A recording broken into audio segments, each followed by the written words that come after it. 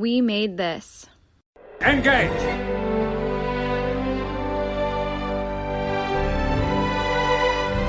Tea Earl Grey, hot. There are times, sir, when men of good conscience cannot blindly follow orders.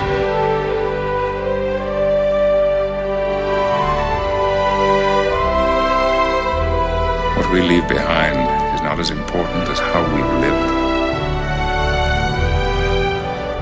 I'm Captain Jean-Luc Picard of the Federation Starship Enterprise. Make it so. Hello everyone and welcome back to Make It So, a Star Trek Picard podcast from the We Made This podcast network. I'm your host, Kurt North, and this week I have Craig McKenzie with me. Hello Craig, how are you doing? Hello, I'm doing good. How are you? I'm not doing too bad. We've just got through Candor. That'd be brilliant, wouldn't it? Candor Absolute Candor. And so I'm expecting absolutely full truth and no holding back, words to thoughts of words. What do you think to that? It is the Order Way, or whatever that order was called. I'm not going to try and pronounce it. Weird Romulan words, but it is their custom, so yeah, it would be rude not to. Exactly. So yeah, so we are talking about this episode. So it's episode 4 of season 1. It was written by Michael Chabon and directed by good old Jonathan Frakes. Frakes himself. Yeah, exactly. Yeah, he's started on his directorial debut on Star Trek Picard, so it's always nice to see him. It was released on the 13th of February 2020, and Joel and true to you all. So, Craig, it's your first time on Star Trek Picard. Welcome to the show. Thank you.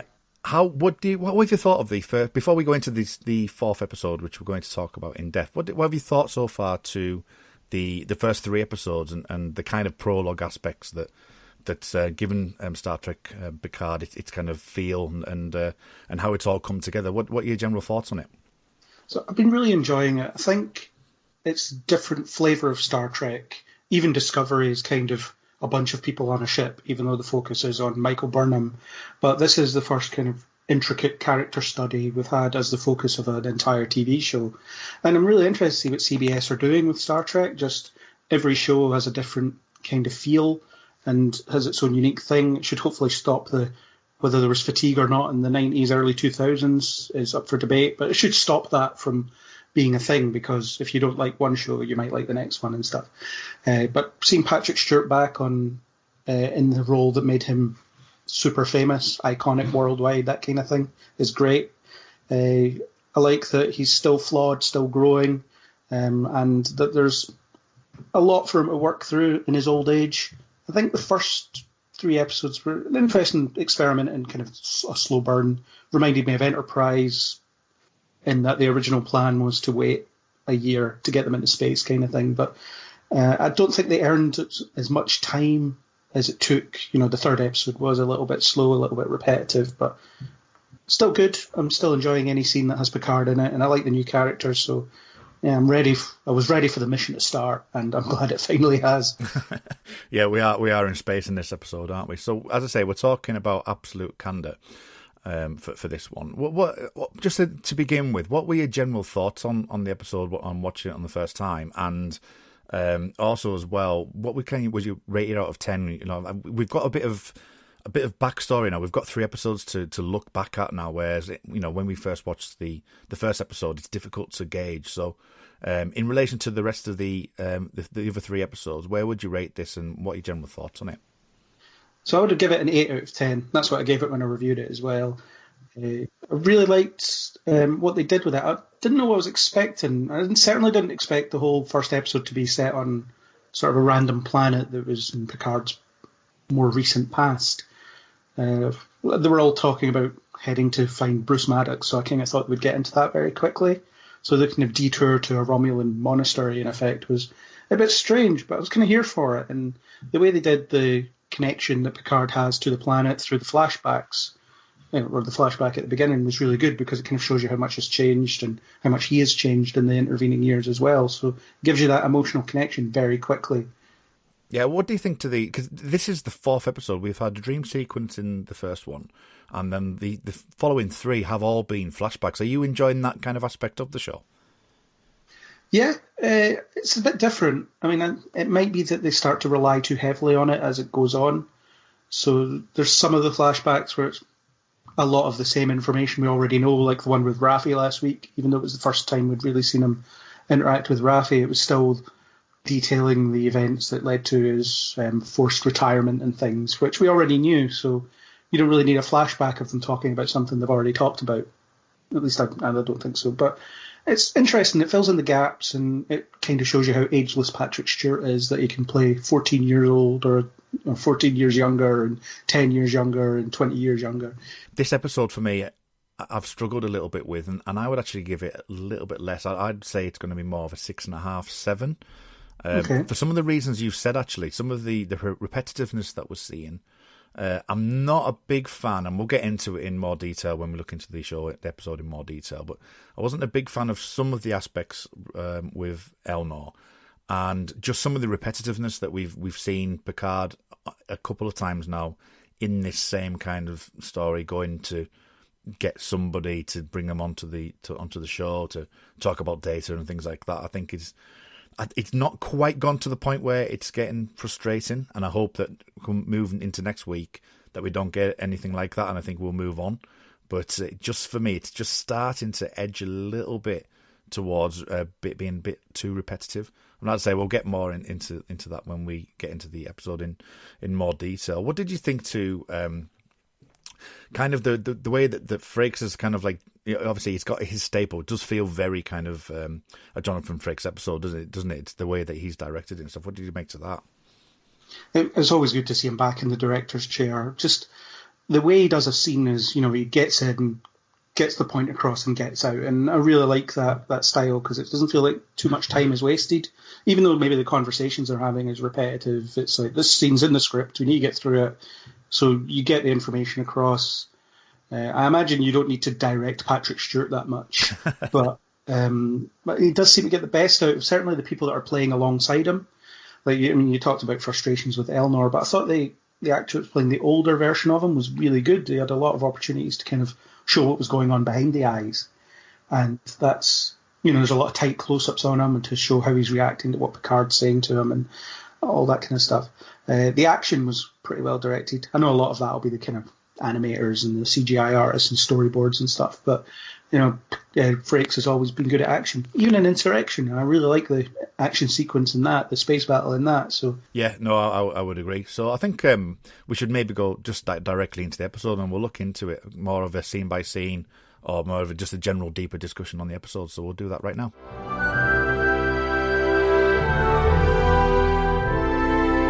Right, so as you mentioned at the top of the episode there, when you were going through your general thoughts, we do visit Vashti, and this is a planet which we'll see 14 years ago from where Picard is set, and we see it's a colony where Romulans have been asked to be are being refugees and are being welcomed with open arms, and that the planet itself is quite a lovely planet. It's got this lovely feel to it. That Picard's come in with his his bright yellow and beige costume, and he goes to visit a what was it, Romulan nun, warrior nun. Warrior nuns. Warrior nun in Zani.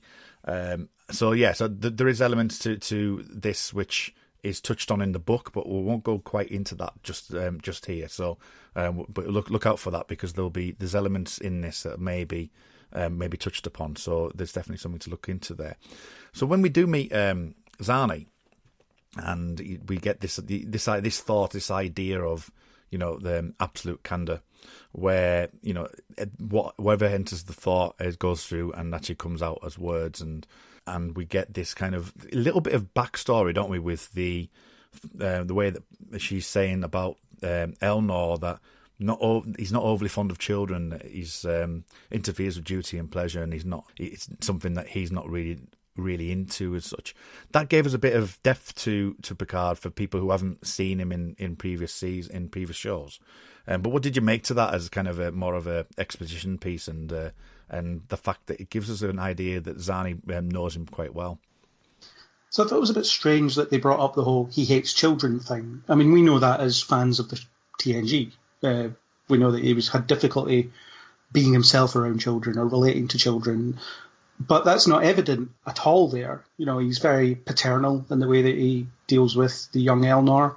There's a surrogate father, surrogate son type relationship that exists there. So you see real evidence of any difficulty he has relating to children. I mean, it's good for us as long-time fans because we see look how much he's grown. He's mellowed so much that, he likes children. He's clearly taken this young lost child under his wing and enjoys spending time with him. And that's a massive step forward for Picard because he wouldn't ever have done that, even as late as Nemesis probably. I mean, you don't see him talk to children in the films particularly, other than in Insurrection where where he just kind of speaks to the young child there and doesn't really engage with them in any way. But in this, it's a really kind of relaxed, really comfortable relationship he has with that child. And that surprised me that they would draw attention to he hates kids.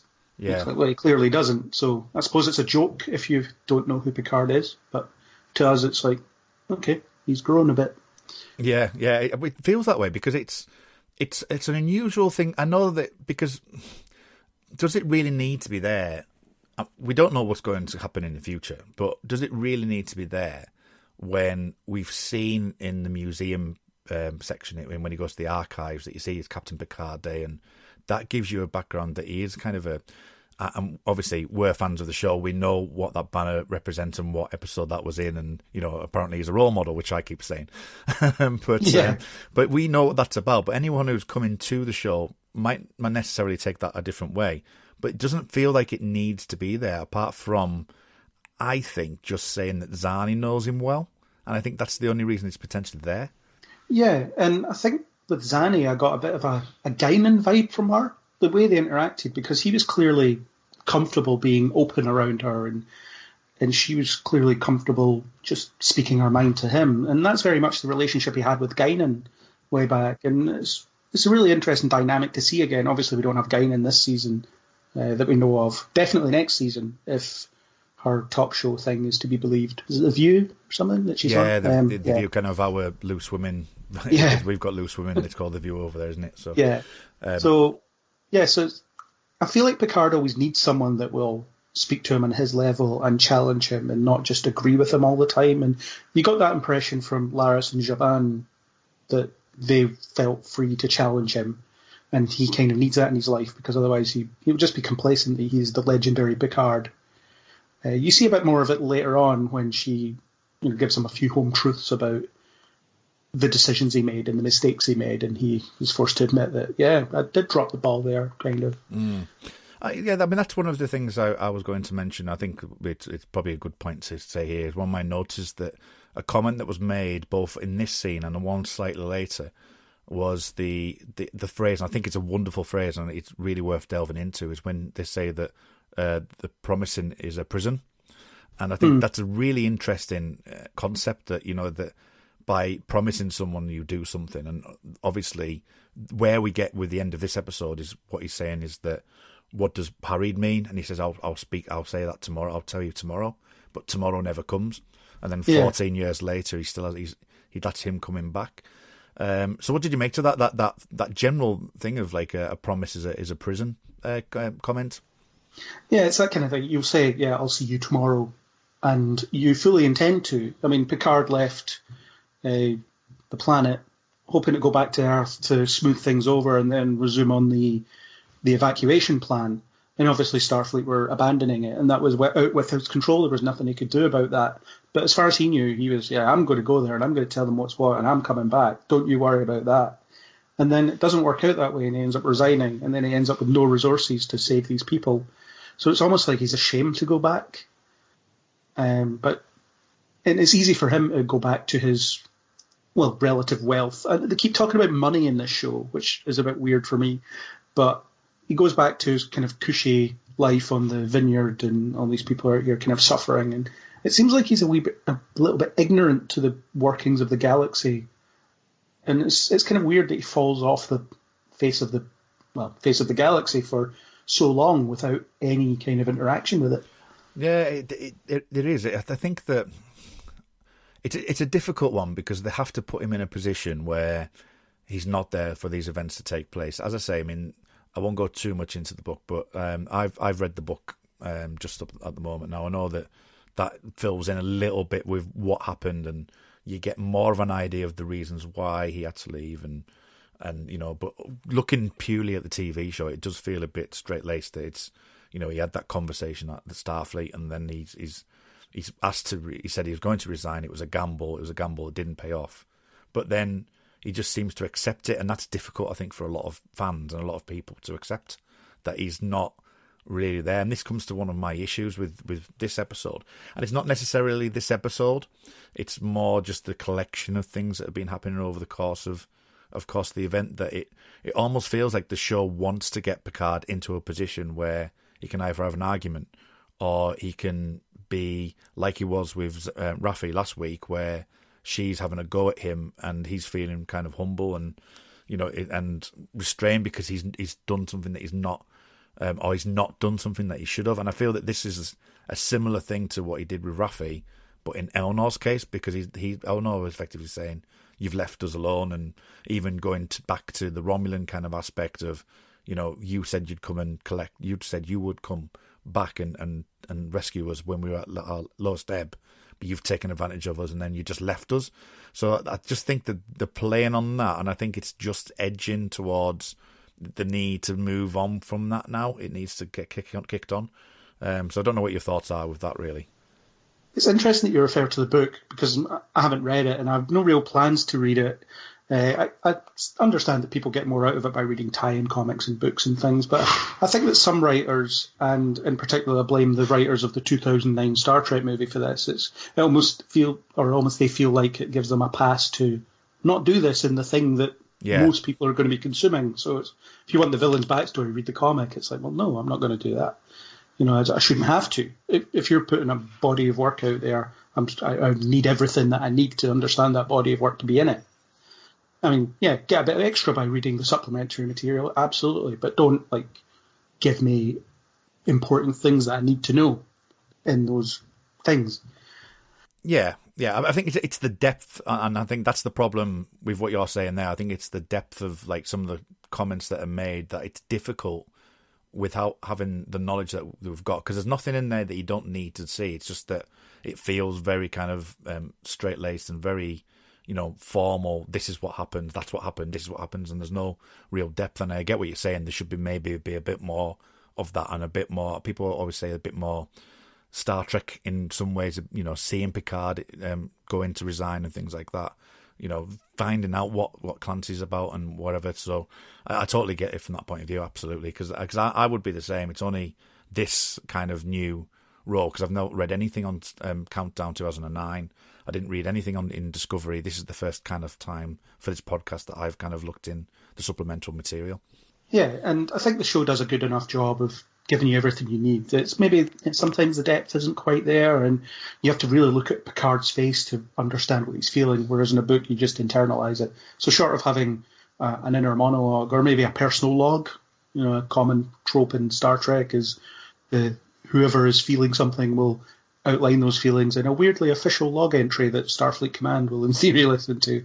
But, he could have his personal log or a personal journal that he could talk to. I wouldn't like that, because I would rather he was out there talking to people and relaying his feelings that way. But yeah, it does seem a bit, everybody let's pick on Picard type stuff at the moment. He goes to see someone, they'll explain why they're annoyed with him, he'll apologise, and then things start to move on a little bit. But I found Elnor's reaction very interesting, because in effect he lost the only father figure he ever had. And he's in this order of nuns that he can never truly be a part of. So he's had the training, which is fine, but he's never had... there's a voice coming from outside this room. Never mind. He's had all the training, but he's never had that sense of belonging that he should have as part of the order, because he's male and they don't let men in. And it's as simple as that. It's maybe a bit uninclusive, but also... that's typical of kind of a religious doctrine. Mm. Yeah, so you think about the doctrine that they've got, and we'll touch on Eleanor in a second. But what did you think to the the idea that Romulans are naturally very, very secretive, but you've got this faction who are anti-Tal Shiar, anti-Romulan in some way. They're very open, and they're kind of like a what's the best way of putting it? As I say, a religious doctrine that they've got, but they kind of like the peacekeepers and the ones that are open and open to suggestion and open to being different to what we're used to seeing on the Romulan culture. I suppose it's more of a philosophical doctrine. They don't talk about worshipping anything, but they do have those rules, those weird rules, like no men allowed for whatever reason, and it doesn't really go into that. But I do like it because it adds texture to the Romulan species. It's something we've never had before. You get a bit of it in Unification, where you see what the life for the average citizen might be like on Romulus, and you get the impression that it's a bit of a 1984 type society. Everyone's looking over their shoulder, wondering when they're going to get accused of something and then disappear and are never seen again. And it's quite a paranoid culture. So I like the idea that these people can just thrive outside the reach of the Romulan government, and they can be honest, and they can be open, and they can let people trust them, and they can open themselves to trusting others as well. It's like this rule: if you're on our planet, you have to tell the truth. And I really like that, because a lot of the Planet of Hats thing that you get in Star Trek can be frustrating, and we didn't really know much about the Romulans before this point, other than they would turn up now and again and be a problem. Yeah, and I think that's exactly why they've gone into this story, isn't it? Really, because they can play around with it so much that they've got a sandbox that they can use, and they've been, to be fair, I think they've been using it really well, because it's not one dimensional. It's you've got this faction, you've got other things happening, you've got obviously Elnor as well, and you've got all these things that have kind of given us a bit more of a palette, like the Senator later on, which we'll talk about as well, where you've got all the kind of different things just ebbing and flowing underneath the main story, which I really do appreciate.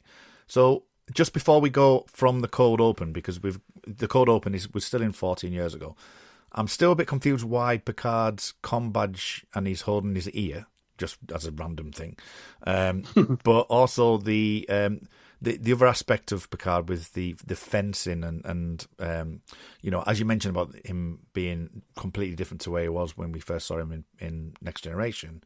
We're not liking kids and stuff, that he's actually actively, teaching him how to fence, and obviously sword play comes in, the binding of the sword comes in a bit later on. Elfish thing that the people are saying that it looks like a bit more Lord of the Rings with an elf, Elrond and whatever. What do you think to that? And obviously just the earpiece thing as well before we head into after the credits. Yeah, the earpiece, that stood out to me as well, but it makes enough sense, I suppose. I don't know that we ever got any indication of how the comm badges really work, or the voices coming out of a little speaker that's on the badge itself. Could be Picard's just getting a bit hard of hearing in his old age and wants an earpiece to send the signal to. He's got his little Bluetooth earpiece that just helps him hear what people are saying. It's weird because, again, the comm badge is just this piece of technology that's probably the most advanced thing they have, because all you have to do is tap it and it lets you talk to exactly who you want to at that moment in time. And that hasn't changed in this show as well. He taps it once and somehow he's contacting Raffi, who may or may not hang up. Who knows? Yeah. As I mentioned a couple of episodes ago. Yeah, it's odd. It's just one of those conceits we put up with. So yeah, the earpiece was a new thing, and I wonder if it's just the attempt of the production team on this show to resolve it within themselves too. How would this technology work if it actually existed? Yeah, because I think you can see his comm badge actually on the jacket, which is on the floor. Yeah. So yeah, it's interesting that. But so what about the fencing then? What are your thoughts on bringing this kind of fantasy element to Star Trek? Are you pleased about it? Do you enjoy it? Well, fencing's fine. It's very Picard. That's his thing. He did that a few times during TNG, so no issues there. The monk with a sword, warrior monk with a sword, I don't really have an issue with it. I guess I'm climatized to it through other things, and people think warriors with swords are cool. So it's a bit different. Phaser fights can be a bit boring because they're just standing, firing beams at each other until someone gets hit or runs away. So it allows a bit more interesting choreography, and obviously we have someone young who can do that because Picard can't. I was hoping he would actually fence with the senator guy before he dropped his sword, though. I would have liked to see him actually, put his skills to use in a practical setting. Yeah, I was a bit disappointed because that was in some of the trailers, and it was like, oh, he's going to fence, he's going to fight. Are we going to see action Picard? I think me and Tony said at one point, but nope. That wasn't to be. And it's to be fair, it's in line with the character, isn't it? We've seen him go up those stairs when Daj was trying to help him, and he runs out of breath. So, he is a man of 90 plus in this show. So I kind of get where they're coming from it, and I actually do like that element. It would have been nice to see him fight, but we do get to see it with Eleanor, and that's a nice touch. And as I say, I mean, personally for me, I'm not a huge, and this is something that I fall in both camps really, because I'm not adverse to Star Trek doing whatever it needs to do to try new things and to develop new stories. And if I don't like it, I don't like it. But I'm willing to give it a chance, and I'm willing to give this a chance. I've got no major issues with him carrying a sword and potentially using it. It depends on how they use it. But it did feel for me that this episode was a little bit. And not I wouldn't say a little bit more of the fantasy-esque, and I'm not a massive fantasy fan at all. I'm not into likes of Game of Thrones or anything like that at all. Lord of the Rings I watched once, I enjoyed it, but it just wasn't really my thing. And I think it does delve a little bit into that, and I have no problems with them doing that. It's not really my cup of tea. So, but that's where I stand with that. Yeah, that's fair. Yeah, that's fair. So when we do come out with the credits, we come to the Jurati and Rios conversation. And what did you make to that? Because it's quite a long piece. Not really a lot said, but it does give us time to breathe and to think about where they are going on this journey. What did you make to this conversation between Jurati and Rios? The supporting characters are interesting because this isn't Next Generation. It's Picard. It's his story. So every other supporting character has to be feeding into him in some way. So, we get a bit of insight into how Rios spends his downtime. He just sits quietly and reads, and Jurati being really bored because her expertise are worthless at this point in the mission. There's no use for her in the story at this point. They aren't where they need to be. There's nothing about synthetic life going on. She's just kind of hanging around. And I quite liked her being used as the comic relief throughout, her recognizing that she's annoying, but she doesn't have anything else to do, so she's just going to be annoying. And Rios is incredibly patient as well, which I quite like. He's quite a measured and sedate guy. When he was first introduced, I thought he was going to be a bit of a loose cannon and have an attitude and things like that. But I'm really glad they've dodged that, because that would have really irritated me. I already think he looks a little bit Chris Pine, but I didn't really want him acting like Chris Pine's Kirk. So I like that he's a bit of discipline. And it makes sense for someone that kind of runs his own ship and runs his own life. And Picard makes reference to the fact that he's very disciplined as well in the last episode. So it's good that it's reflected in his personality. Yeah, I think you're right there, because I think that a lot of the trailers and a lot of the kind of before we really got to meet him, it kind of portrayed him as more like a Han Solo-y type person that you've got. He's going to be a bit rash.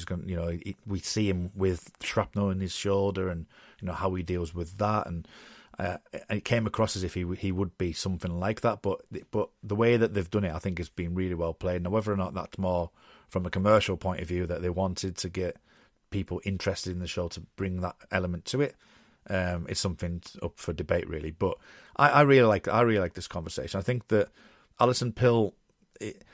I don't know if they've literally just watched the newsroom a while, because it's very much an Anton Sorkin kind of dialogue in some ways, because it's quite fast and delivered quite quickly. And I thought that was interesting that they're using Alison Pill's chops really to get that kind of aspect to it. And things that she says as well, things like super boring, space is empty stuff. It's got vast quantities, but it's also empty. I really like that, because people would say, like, why isn't someone noticed a massive ball cube in the middle of space? Well, space is a very, very, very big place. Tony and Duncan discussed the book last week about this existential pain with living a consciousness and death. So I won't go into too much detail, but it was a nice little interplay between the two of them, that her dad reads books, and that that he's quite patient. And as you say, I think it's a really good it's a really good like little connection between the two of them. I know people are already shipping them already, but of course they are. Absolutely. But yeah, so it's a really nice little interplay, and I think builds character, and it slows down the pace, and I quite like this part. I think this is quite nice, really, that we are getting a little bit more characterization between the two of them, and that's something I really appreciate. So we find out that Picard is going to be living in the fake chateau. Now, last episode, he was saying it's never really felt like home, yet he's now living in a holomatrix version of the chateau. What do you make of the... we've got the hospitality emergency hologram here, and there's a lot of holograms that are being used, and the one later on as well, which is the tactical... Is it Emmett, I think he was called.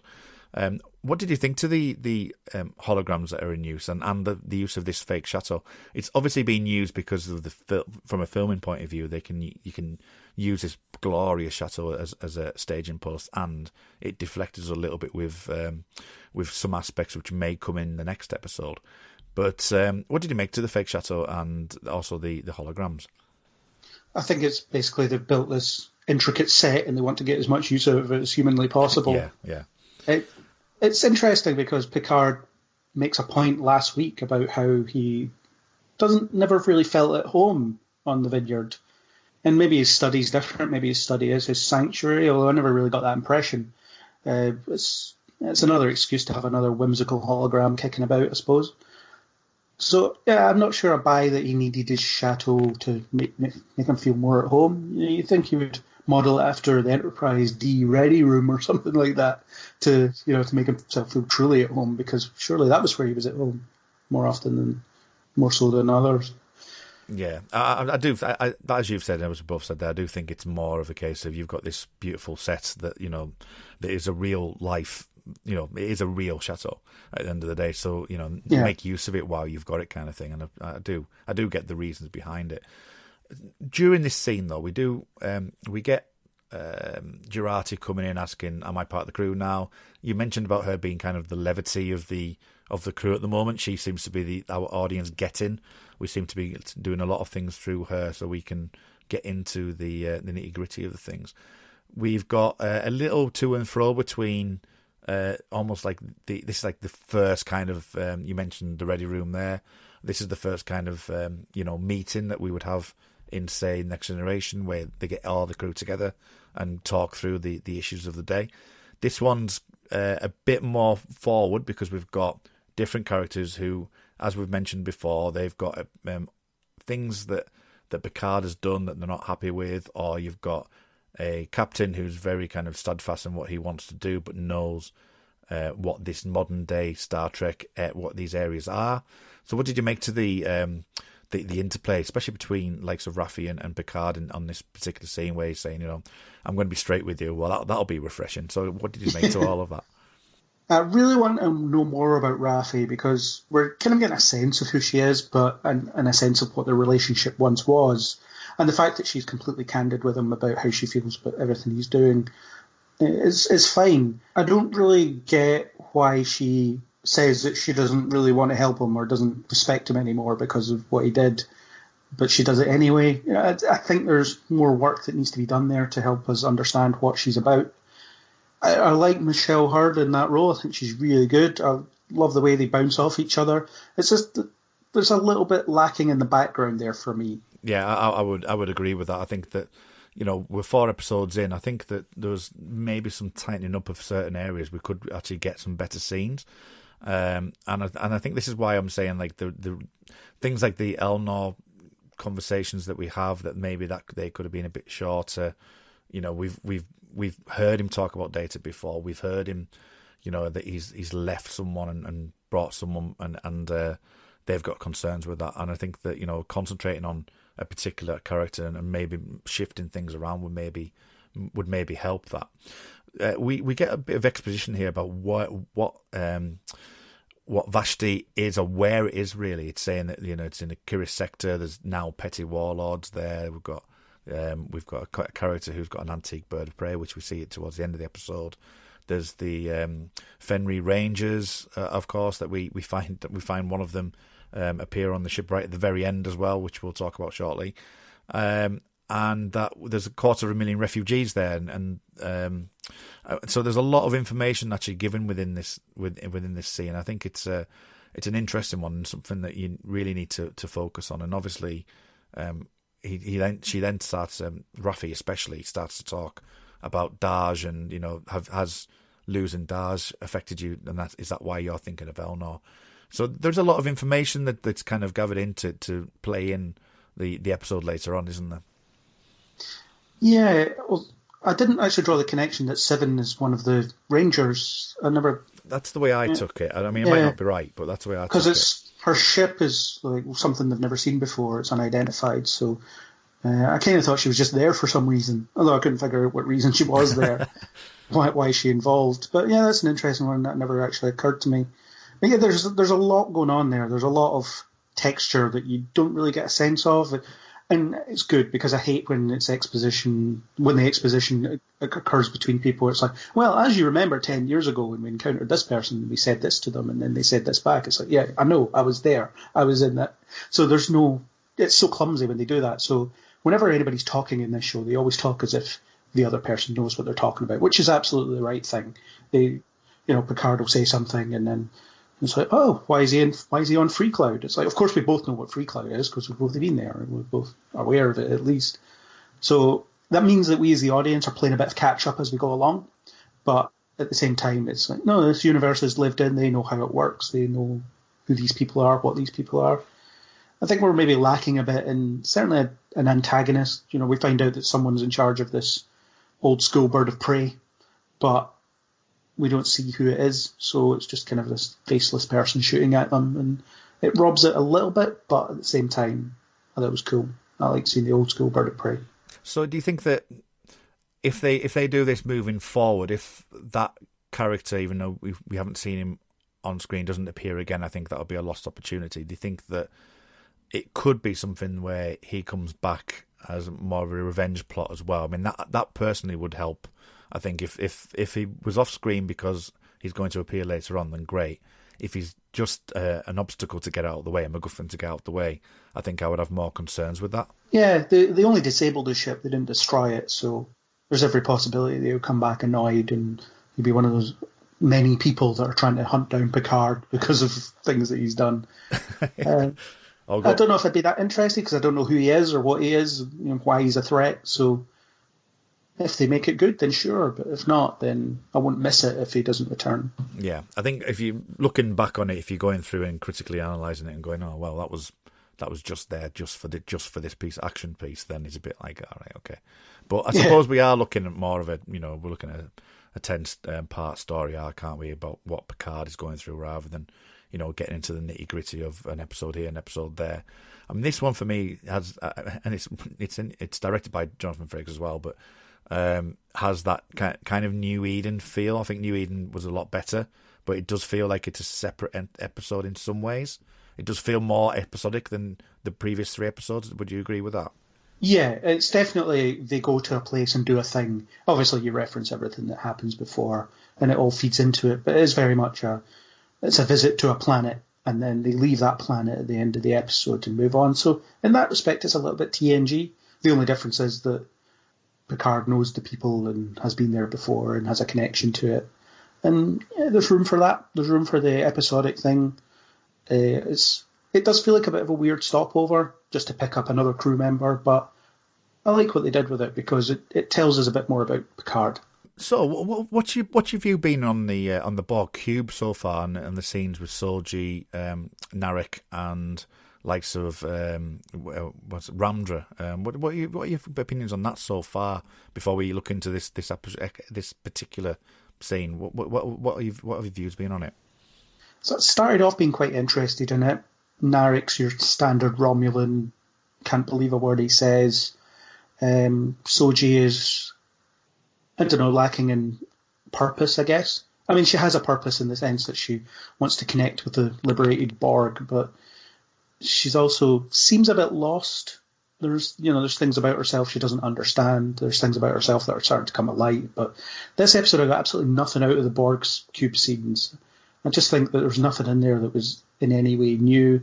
The Narek-Soji relationship isn't interesting anymore because we've had it all. We've had all of this before. I don't like Narek and his sister's interactions because they keep having the same conversation every week. And there's this weirdly incestuous undertone to it that just unsettles me. Maybe it's supposed to, but it still unsettles me. And I don't want to watch any more of it. Yeah, my thoughts exactly. I think the talking about it's starting to get tedious. There's elements that I can pull out that if I went through it, and this is where I think you didn't even really need to have any of the Borg Cube stuff in, really, from last week.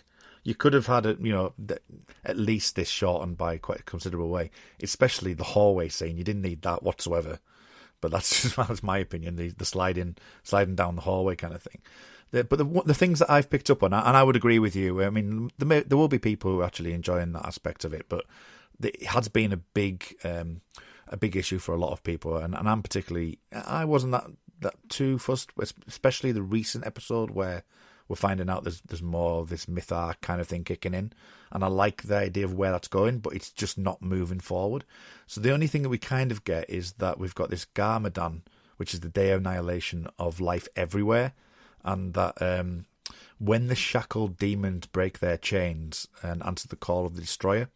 So I don't know if you've took anything from that, whether or not, obviously, they're saying that Soji is the destroyer or potentially the destroyer, and adding this myth arc to it. What do you think that's a good way to go? And what do you take from those comments that were made there? Yeah, it entirely depends how it develops. I don't think it will be literal. It's not that Soji can destroy the entire universe. That would be insane.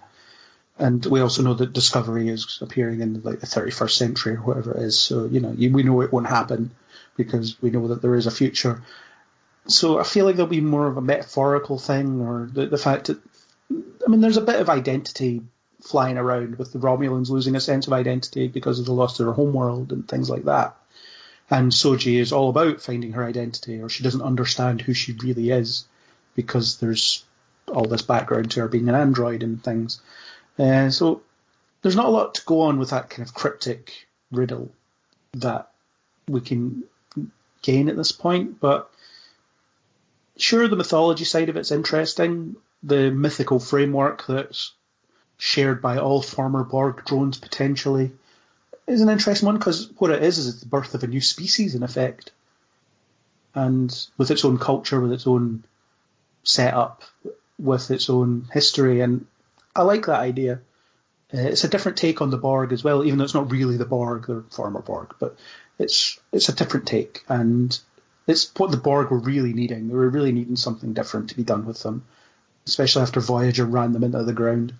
Yeah, and I think that they've kept them at arm's length to a degree that, we've only seen them being operated on, that you've got, the people who have left the collective, that they're trying to reclaim them into normality in some ways, but that we're not actively seeing any drones walking around, any assimilations, because they haven't happened for 16 years on this particular cube. The aspect that, for some reason that the submatrix collapse is about the assimilation of this ship, which I do like, but it's all pretty much, or you could have included this information in last week's episode and it still wouldn't have, and you wouldn't have missed any of this week. So I just don't feel that, and not necessarily it fits in, but I just think there was too much left in this one. Now, there is another part which I did glean from. I wasn't too concerned about obviously the hallway scene was kind of just didn't fit right, and the, as you say, the sister being particularly incestuous, and that where she's given her 1 week, which was a bit long in the tooth, and and this chemistry between the two of them, are they really sister brother? That I wasn't happy with at all. This is not me. I just don't like that thought. But there is this tiny little step forward with Soji starting to ask about trusting Narek and would you say you're in Tal Shiar? They had a very similar conversation a couple of episodes back where they were saying, you know, do you have to keep it secret, and the whole that secrecy conversation. This is similar in the fact that she's saying, would you tell me? Well, no. And so I do like that, and I do like that Soji is starting to probe and starting to feel that, you know, he's got no insignia, he can move freely around the ship, and then he retorts with, you know, you weren't on this vessel 3 years ago. So, would you say that was a fair assessment, that those scenes are worthy of it, but it just needed to be tightened up? I just think we need to be getting a bit more from it. They seem to be focusing on the mystery rather than the people involved in the mystery. So it's just a case of reminding us that there's going to be something that we'll learn eventually. I mean, you get little steps forward, such as Narek saying, you weren't on this ship 3 years ago. And she's like, or you called me a liar? And he was like, yeah, yeah, kind of. And it forces her to sit and think about it a little bit, because she's taken a lot for granted. So her memories are her memories. We know that from Daj, that she has memories of her childhood. And I really liked when Picard said to her, that's your memory. No one can take it away from you. But he didn't say, oh, yeah, that definitely happened. It's, you know, it's a manufactured memory, right? But it's still a memory. So Soji will have the same thing. And the fact that she is starting to maybe doubt that a little bit could be what kind of wakes her up and helps her realise what she is. And Narek is talking about doing something different to what was attempted with Daj, because that resulted in her death. And that's maybe a bit of it, but maybe every week we should be getting a little bit of him probing into parts of her that she might have, you know, doubts that she's not aware of. And we don't really seem to be getting much of that. It's just this week it really stands out because it is essentially the first time they've done it. Yeah, yeah. And at least it's some, as I say, it is a small step forward, but I think this needed to be progressed a little bit quicker than I personally feel it is. I think there's just too much. I mean, I keep going back to that hallway scene, but it's just that there's a lot of time to be spent on something where you could be tightening things up in different areas. You could have more conversation with Elnor, you could have more characterization with people on the ship, you know, stuff like that, which would add more depth to the characters rather than trying to force this kind of will they, won't they, will he, won't he kind of relationship. But going back to Vashti, we've seen the first few scenes that we saw of Elnor. It was when he was a child and he was asking, what book have you brought me? Three Musketeers. We're looking at Vashti in modern day now, and there's words are said like poverty, degradation, ethnic strife that's happening, that, you know, what once was an open-armed, you know, will come and take you in, has now become, you know, this separate isolationist. We've got Romulans, so we've got their own cafe bar, you know, where it's Romulans only, that people are sectioned off, that it just feels like the welcome, the open welcome's now being degraded to such a level where, you know, it's become tetchy, and there's a lot of kind of as it says, there's a lot of strife going on, a lot of closed minds and things. So what did you make to that? And the fact that, you know, during this scene as well, we've got Picard going to Elnor and saying that, you know, not necessarily Elnor, but Zani saying he's going to take on the Tal Shiar alone, and that will you buy my soul? What did you make to all of that kind of aspect on Vashti? So Vashti reminded me of what the Federation seems to be at this point. Obviously, it's weird to talk about a multi-species organization, you know, a multi-species alliance as being isolationist, but it's kind of the whole, well, we're only going to cater to our bubble that we've created and no one else.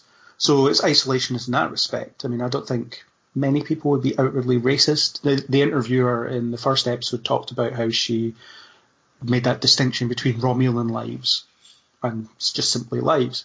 So the same seems to be happening with the Romulans here. So maybe the destruction of their planet has made them even more isolationist than they were before.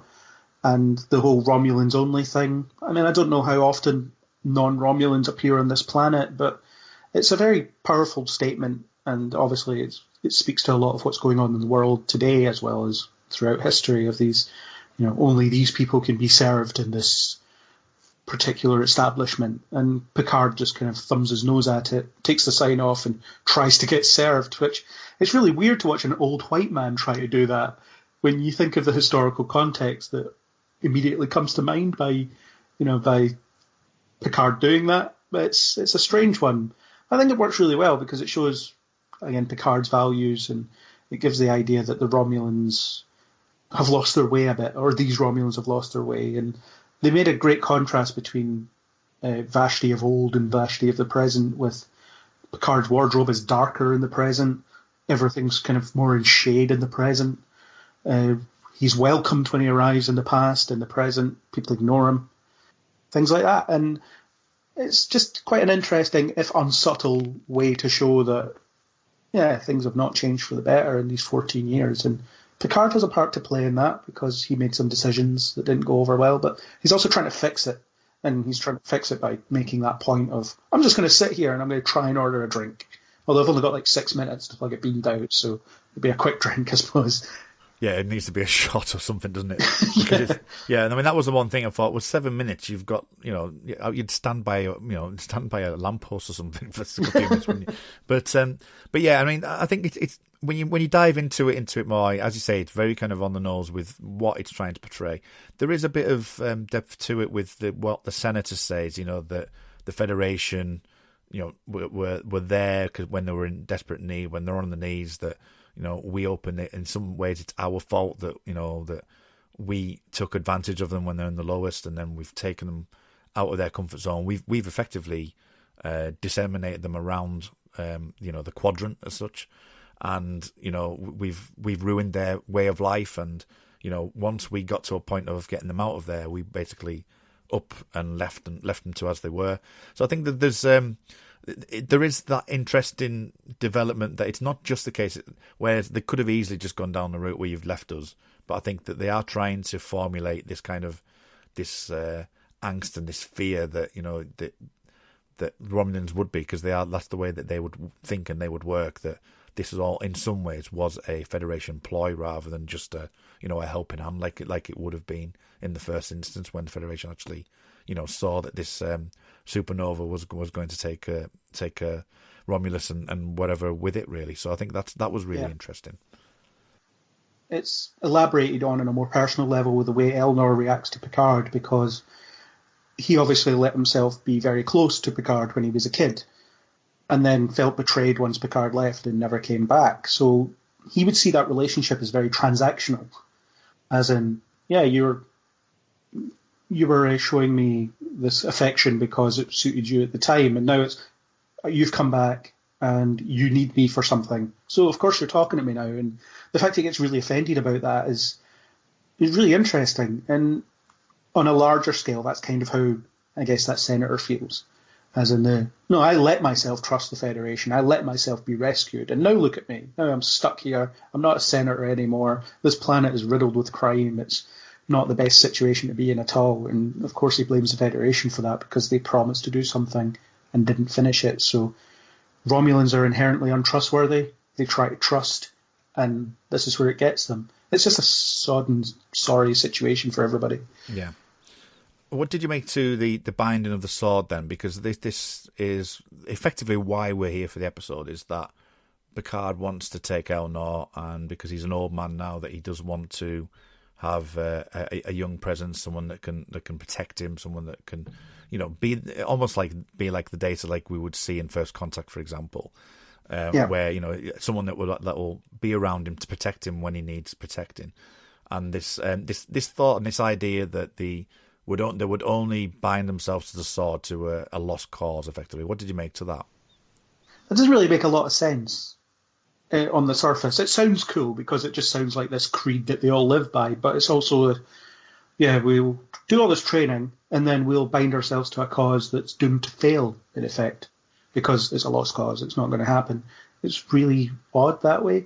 And I'm guessing Picard now has this kid for life, so he's effectively adopted Elnor, and now I suppose after the mission's done, assuming they succeed, Elnor will come back and live on the chateau with him, doing sword tricks, maybe doing a bit of fencing here and there. It'll be a more boring life, I suppose. But yeah, it's something that sounds cool on the surface, but doesn't make a lot of sense when you really think about it. It's like, why would people train their entire life or for a number of years and then suddenly suddenly bind themselves to something that is ultimately going to get them killed. Yeah, and it also as well, if you think back to there was one comment that was made, and I know this is a comment more for like not bringing in the Next Generation crew as such, but they were saying, use people that you hate, or that, I don't want to bring people in who are going to fight for my life, where Elnor is quite clearly going to bind himself to Picard and fight to the death for him if he needs to. And that just seems a bit, from what he was saying about the Next Generation crew, would he really bring this kid in to, put his life on the line? Or is it because he's feeling that is their nature, and that's how they're brought up, that he would actually let that happen?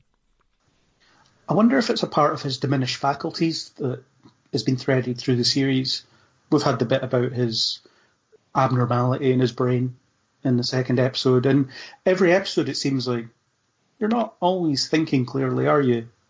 So it could be, oh no, I'm really close to my old Enterprise crew, so yeah, I can't risk their lives, but I can risk this surrogate son I had like 14 years ago, because I haven't seen him in 14 years. And it's that weird thing about, I don't want to get people I care about killed. I'm happy to get strangers killed. I'm also happy to get people that I'm really close to that weren't my crew killed. There's a bit of a disconnect there. And maybe they'll go into it in more detail, or maybe they'll just reveal that Picard is just, to quote Dr. McCoy, not operating on all thrusters. Yeah, I mean, I did feel that in the bar, actually. There's been a couple of times when I've thought, can I attest this to his disease or his syndrome that he's got? That there is elements there which even the bits that are frustrating me, like you said about the cafe bar scene. I when I first watched that on the first viewing, I was like, why is he doing that? What's he doing that for? He's only like he's bringing that up on purpose, and then he's wondering why a waiter won't respond to him, and he's just being very brash and very I am part of the Federation, and it's almost like he wants that life back, and he's struggling because he wants to feel like needed again, and to that point of like I'm the ideal. I want it to be like it was, like the old utopian style that we've got. And does the syndrome have some form of part to play with that he's either forgetting that it's not the utopia that he's thinking of, or is it that he's wanting that back and he's trying to find a place in life for him, like a lot of the characters are? Yeah, I think he definitely wants to be the Jean-Luc Picard that's remembered in history. The guy that when he speaks, you listen, and there's nothing he can't convince people to.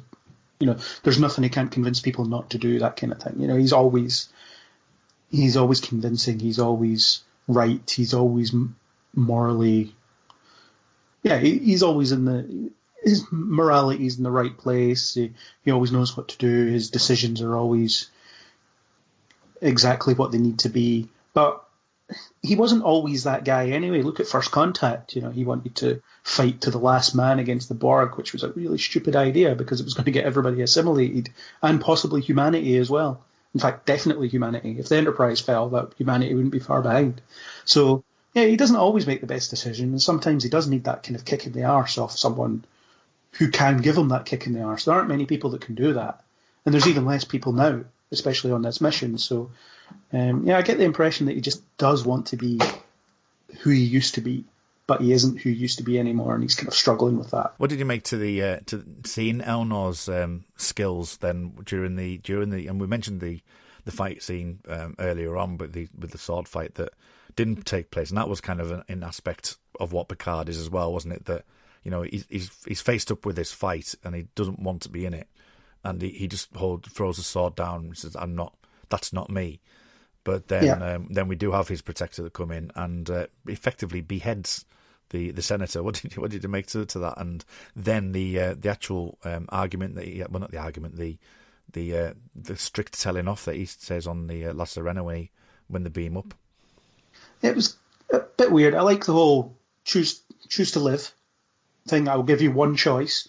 You can take one action or you can take another, and if you take the other action, I will retaliate. That's quite interesting in that, that's that code of honor thing that we've been talking about. The fact that he goes straight to the beheading is a bit strange. I mean, he could have done something a little less lethal just to sort of disable him. I mean, maybe that was what was needed in order to stop the other people in the crowd from stepping forward. But again, he's only one person, so if you rush him, you're probably going to do okay. But the beheading was a bit odd. And it does exist to give you that scene where Picard says, "Don't you do that again unless I tell you to." So there's that value of life thing that I like. Picard always values life, even when it's complicated to do so. You know, it might be easier to kill, but that's not who he is. And I think a lesser show might have just leaned into that. Life is only important when the plot allows it to be important, rather than no, it's always important. And again, we get Picard doing that a few times over the last few episodes. You know, about the, you know, as I say, Romulan lives and lives. You know, he is the Picard of old, that, and that's why we love him so much in that way, because it's, you know, he has his ideals and he has these things that we've got to trust people. You know, and you know, if you don't trust people, then who are we compared to the rest of them? You have to have that element of trust with them. So they do get beamed to the ship, and effectively after that there's the dogfight, which we'll talk about in a second.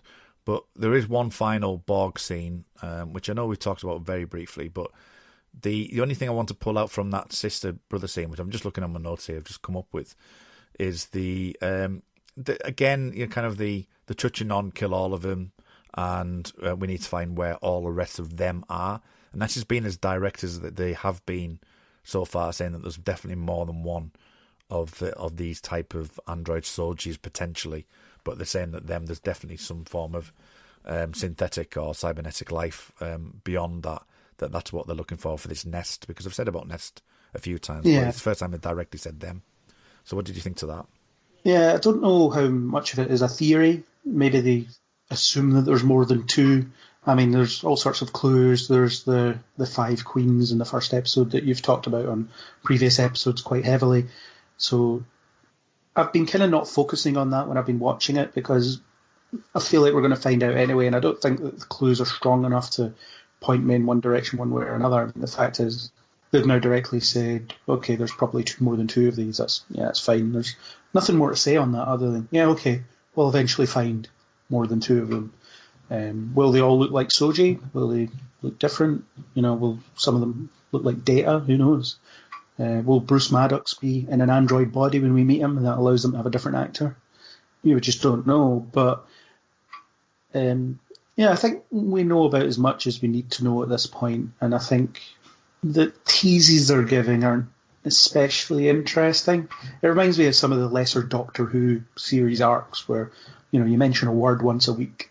That doesn't make an arc. That makes a word that you say every week. And I think they're kind of leaning in that direction. It's not as bad as the Temporal Cold War, but it's not. I don't think it's as interesting as the writers seem to think it is. No, there's not enough. I keep going to death, but I'm not. I think the way you're talking, you're pretty much the same as me. Is that I don't want it spelled out to me that this is happening. That we need to get to the 6 androids that are hidden on the planet Ragel 4. You know, I don't want that. But there's a line between having progress in the story and the plot and potentially find out a little bit more about something than just saying them or us, or they have this mystery thing going on in the background, this mystery box in the background, and not really kind of giving us any more apart from a few little bits here and there. And as you say, I mean, I think you're referring to the bad wolf in Doctor Who, I'm assuming. Yeah. But yeah, it's kind of like that kind of aspect, which was great at the time, you know, when you watched it back, oh, that's clever. But then you think more of it, it's like, oh, really? It's actually not. Yeah. It's like, oh, that's really clever. And you see the reveal, but then the real, when you watch them back, it's not great.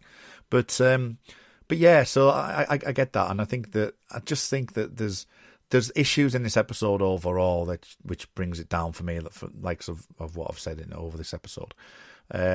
We do get to the final scene though, and we do have the 7 of 9 reveal that I thought was a bit. I've seen mixed things on this. They kept referring to him or her.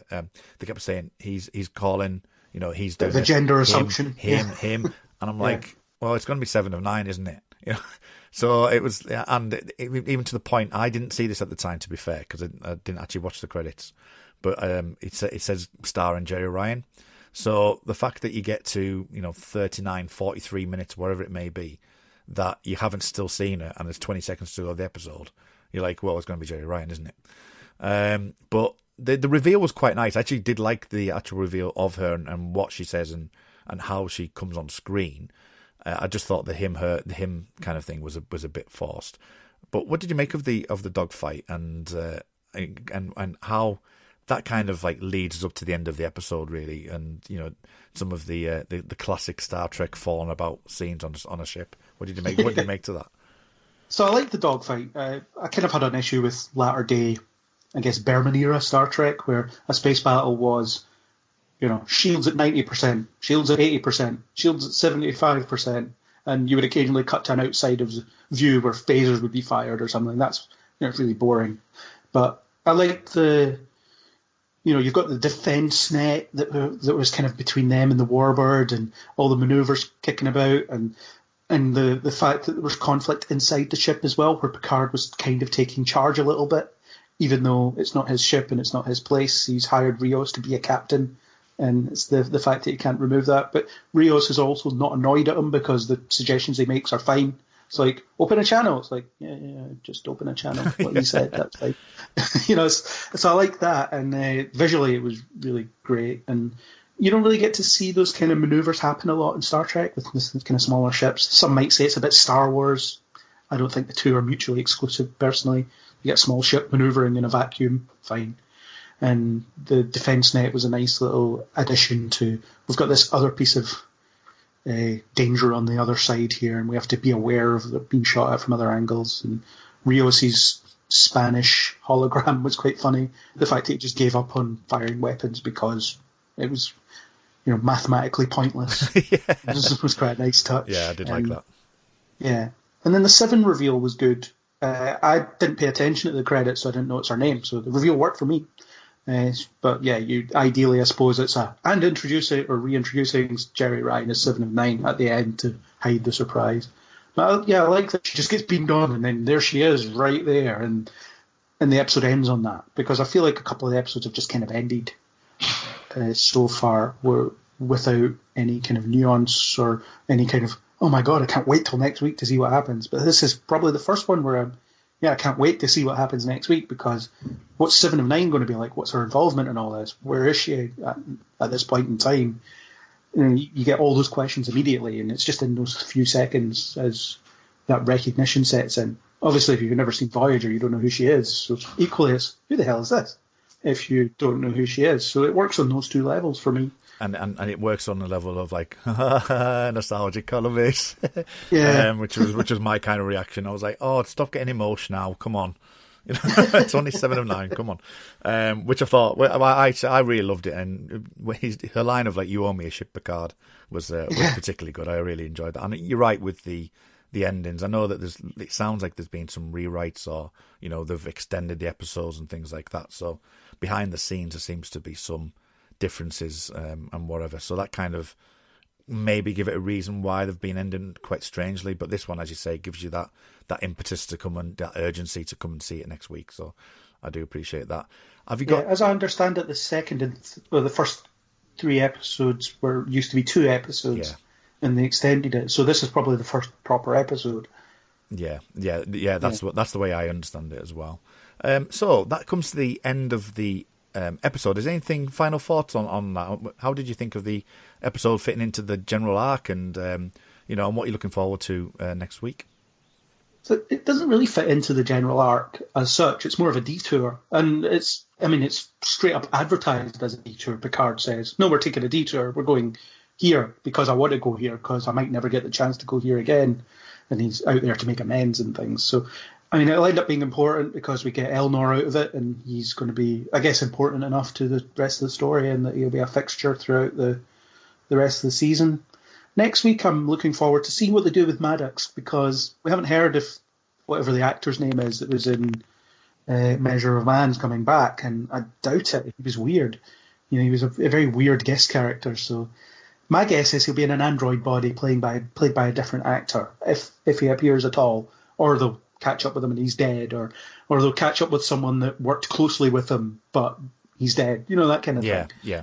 I don't think we'll actually see him as such, but I really hope we get into Picard meeting Soji soon, for example, and all that sort of stuff, because there's just so much that we need to see, and we're almost at the halfway point as well. So things really need to start happening. I also wonder when Riker's turning up. Yeah, I'm hoping that's going to be at least in the next 90 minutes. Yeah, that's what I'm hoping. But yeah, I think you're right. I think that meeting Soldier, because the Soldier jar, the Daj Picard thing. I thought that was another thing that's quite interesting as well. Just before we finish, is that Soldier never mentions Daj, and this is after the little kind of go to sleep mode from last week. So whether or not that thought's just completely out of her head now, that whether or not it could have been wiped. Yeah. The line of questioning she was going down was like, is she all right? As now she doesn't seem to have that anymore. So, which is perfectly rational, being that she is an android. So, but I thought that was quite nicely done. Actually, I thought that's an element where she doesn't seem that bothered anymore, and they've definitely done something to her there. I say with Maddox, I think that you could. There's definitely some sort of, I think, story element that's going to be at play. It could even be played by a completely different actor, but from what we've heard from previous episodes, that that character is actually, royalties are going to be paid to someone if that character does appear. So whether or not that happens is just a monetary thing with potential. Melinda Snodgrass would have to get paid if he appeared. Yeah. So there is that, but I mean, it's not beyond the realms of possibility that she can get paid for it. So they've got the money. I mean, yeah, exactly. So there's that element. But yeah, so that brings the show to a close. So we do have some mailbags, and I'm just going to double check to see if there's any more while we've been on air. But yeah, we've got a couple of mailbags to go through, so she'll do that now.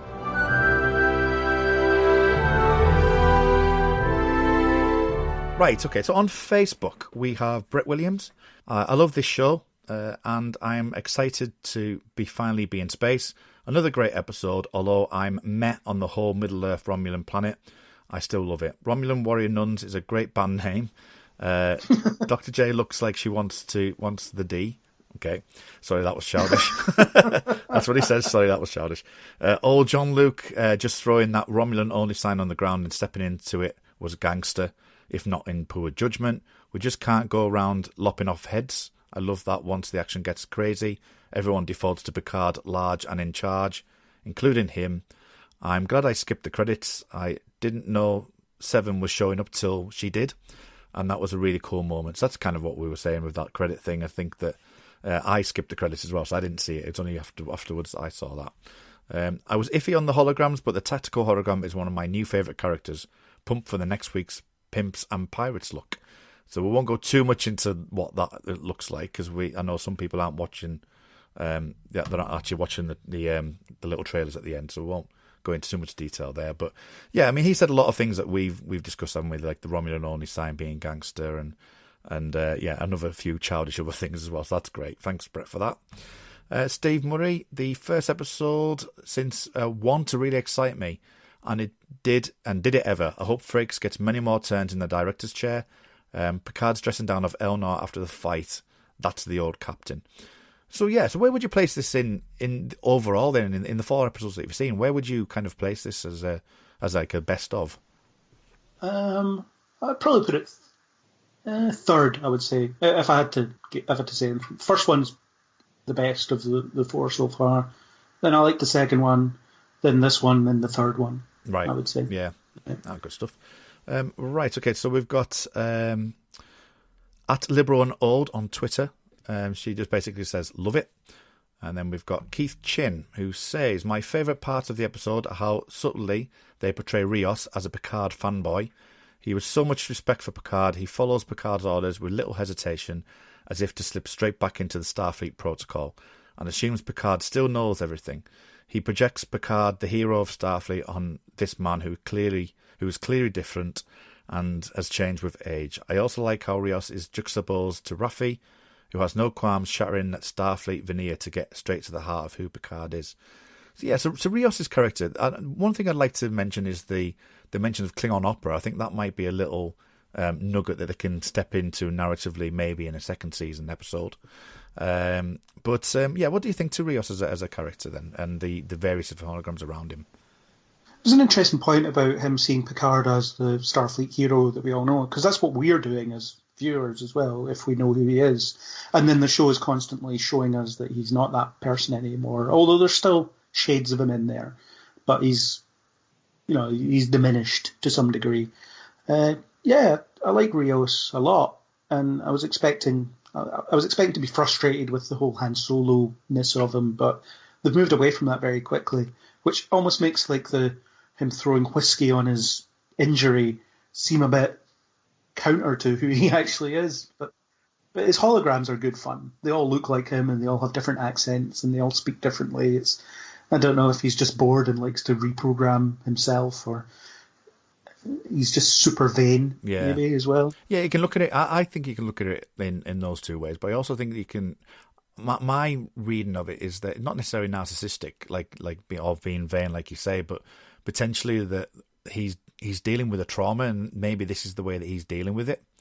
Because of what he's seen with this ex-captain, that he's surrounding himself by himself effectively, that potentially he may see them as expendable because they're holograms, which opens up a whole brand new set of questions, especially with the kind of synthetic question that we're posing in the last few episodes as well. Yeah, it's a crew that he doesn't have to get attached to. Yeah. Especially when he talks about the last time he was in a crew and what happened to his captain and things like that. Yeah, absolutely. So we've got one final thing on Twitter. It's quite long, so I don't know if this is going to make it. Long on Twitter, because I've not. Yeah, it's all in parts. Oh God! So, yeah, let's give it a go. Let's give it a go. It's from Michelangelo, and it's I loved it. Only seen it once so far. We're watching my partner tonight or tomorrow. Once again, it starts with a flashback, and I wonder if that will always be the case. It's a nice way of filling in bits of backstory. I love how good with children Picard had actually become by this point. His choice of book was both appropriate to Elnor and at the same time so very Picard, and the warmth which he was received made the scene 15 years later all the sadder. I've read that Picard's angry removal of the racist sign and then expecting service was another example of his hubris, but would you say that of Rosa Parks? That's a very good question. Or example, non-violent standing up to racism in our own world. Picard shows that he's against racism in any culture. I still feel more removed from the Narek Soji story and feel that Narek's sister is rather a one-dimensional villain, but I've also kind of grown to like Narek. Wherever his true possibly conflicted motives are, he's definitely perplexing though. Even though her arrival was given away in the opening credits, Seven really made for an unforgettable entrance. It would be fun if she had a grown-up Naomi Wildman as her sidekick, and that which would be good seeing Naomi Wildman again. And they still played Cadiz Cot together. Finally, I liked the way the Borg story, where the ex-Borg are reclaiming their individuality, mirrors that of the La Serena's crew of broken people gradually regaining their sense of purpose and family. They remind me of characters in Firefly in this way, which is no bad thing. Yeah, there's a couple of things in there. I think the racism talk there is really good. And I think that the Naomi Waldman, the actress ended up being in a band, didn't she? I think. But yeah, and the kind of I didn't watch Firefly when I was younger. I didn't really take to it, but that was kind of like more of a Western feel, and that's kind of what people are saying with this character kind of thing. It's not a crew that's going to like completely obey orders. We talked about Rios, but Raffi is very upfront and knows what she's doing. We've got Jurati, who's not even Starfleet. I know we've had people like Neelix and Kess and Voyager, for example, but we do have different people who are broken in some way. What did you make to those thoughts? Yeah, I don't think it's exactly Firefly, because Firefly is a very specific style of storytelling, and they're outlaws in the against the government and things like that, which isn't really the case here. It's more just a crew of people brought together to accomplish a specific goal. But it is very much the outside of that Starfleet blanket that we've always been within in every single show, in every film that's been made.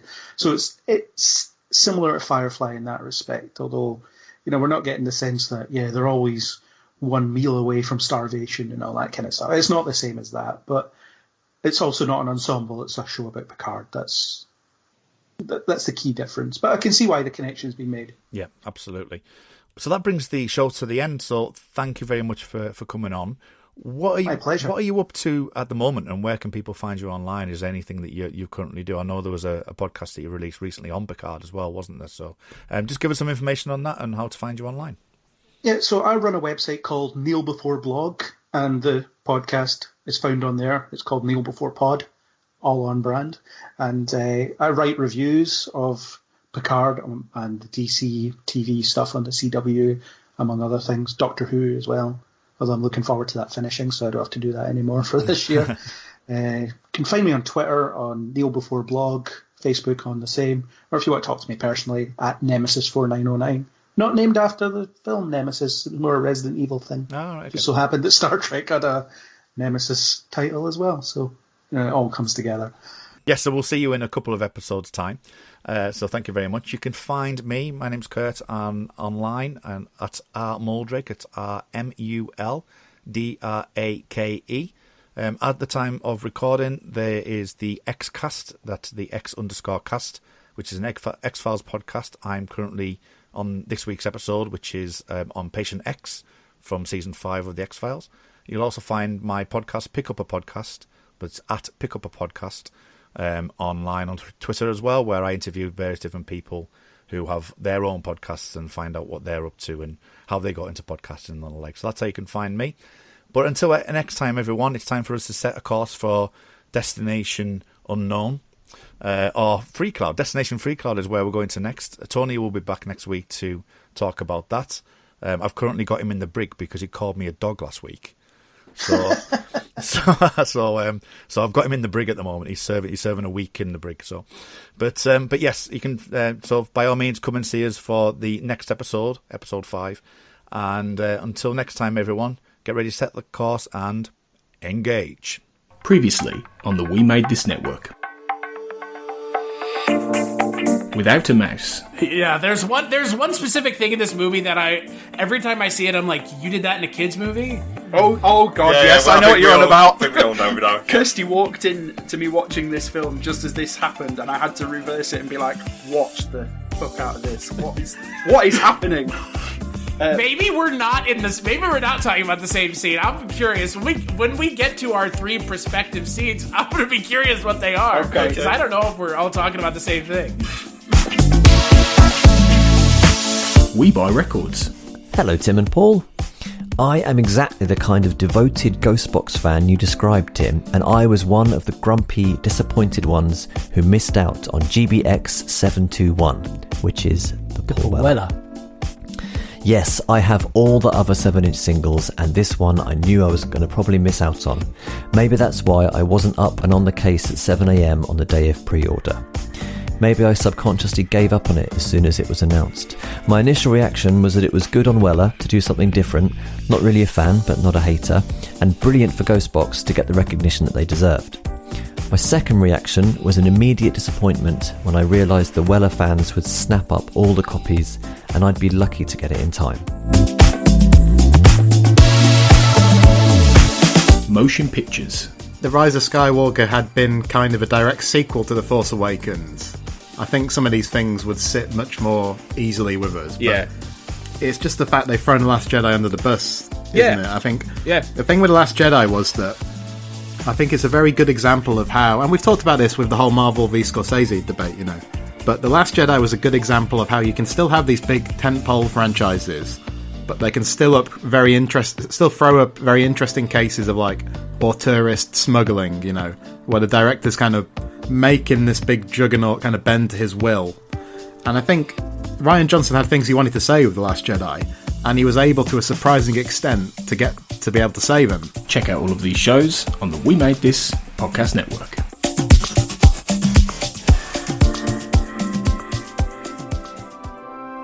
Make It So, a Star Trek Picard podcast, was created and is produced and hosted by Tony Black and Kurt North.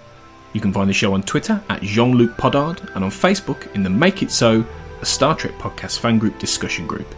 Check out the We Made This network at We Made This Pod on Twitter and on Facebook by typing in We Made This, and you can find all of our shows on our website www.wemadethispod.com.